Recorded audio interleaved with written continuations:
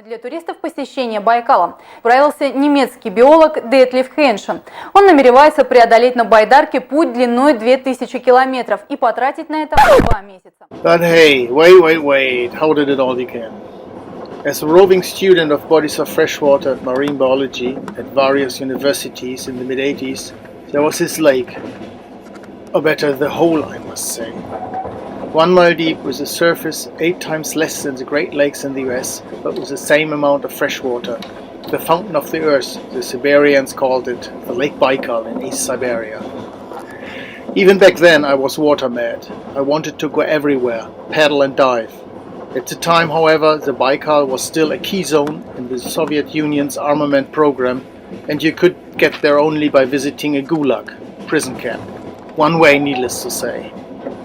I was not thinking about it until I saw a documentary on the glorious Baikal 20 years later, after the Iron Curtain disappeared, and the idea began to gnaw away at the back of my mind again.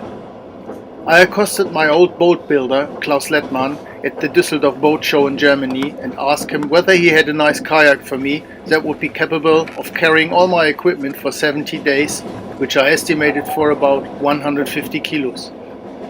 Of course, he had the very thing in pipe. That was the first step done. I had a boat for the expedition. Then I started to find out about the whereabouts and how to get there in one piece, with all my equipment and back, preferably. After a brain-wrenching time with all Russian and German transporters in any kind, I met this guy. A Russian.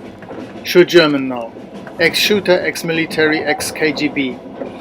Well, I recall there is no ex-marine anyway. I explained my intention and he said, "Okay, no problem, Karasho.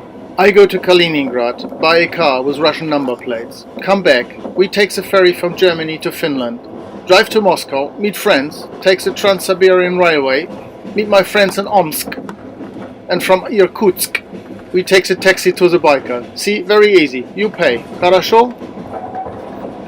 I was stunned and thought, alright, he's piss-taken me and forgot about it. 2 weeks later, this guy turned up with a Volkswagen Passat and Russian number plates.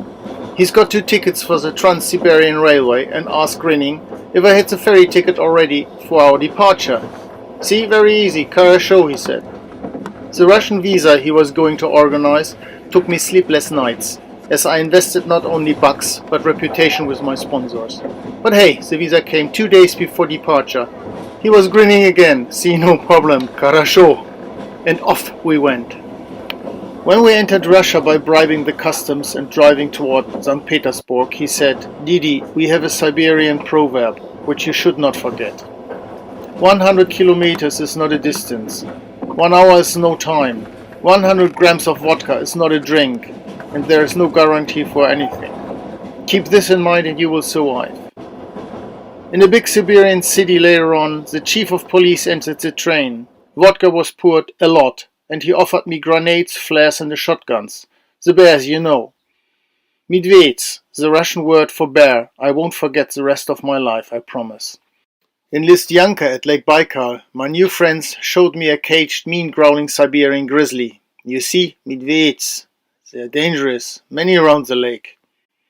In the evening, sitting in a still frozen forest, I phoned Catherine in Germany and told her, all fine and okay, but thinking about the Rammstein song, "Old Man." The water shall be your mirror, only if it's flat you will see how many fairy tales you've left, and for deliverance you will plead. Before nightfall, we tried the grenades at Lake Baikal. Afterwards I sat on a stone and thought, I wanna go home. Scotty, beam me out, please.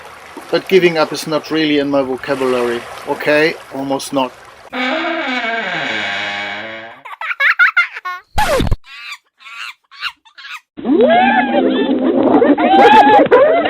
Oh.